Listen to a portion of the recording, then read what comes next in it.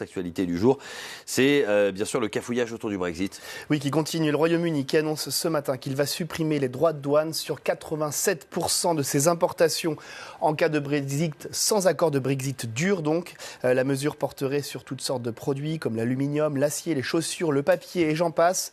Elle serait valable pendant 1 an, le temps de définir une nouvelle stratégie commerciale du côté de Londres.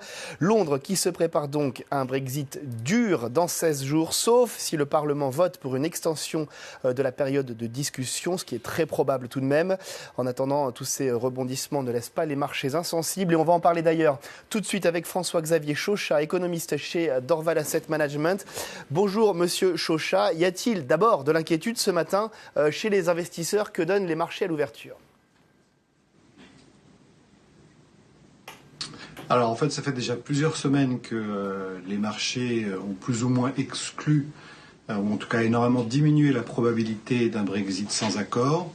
Le vote d'hier ne change pas grand-chose dans la mesure où ce soir va se jouer vraiment le sort du Brexit sans accord, avec en toute probabilité cette hypothèse sera repoussée par le Parlement, donc que ce soit par le Parti travailliste et une bonne partie du Parti conservateur.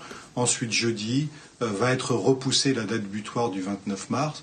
Donc la seule chose qu'on va apprendre cette semaine, en toute probabilité encore une fois, c'est qu'il n'y aura pas de Brexit le 29 mars. On ne sait ni quand ni comment le Brexit aura lieu, mais qu'un Brexit sans accord reste et va diminuer encore en probabilité.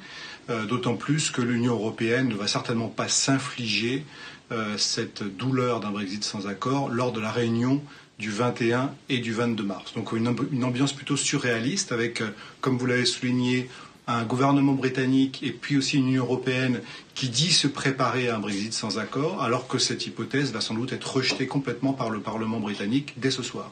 Alors, qu'il soit avec ou sans accord, est-ce que le processus actuel du Brexit menace d'affaiblir la croissance européenne à moyen et à long terme?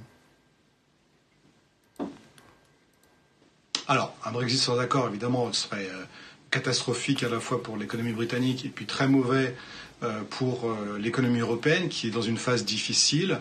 Donc c'est certainement quelque chose qu'il faut éviter à tout prix.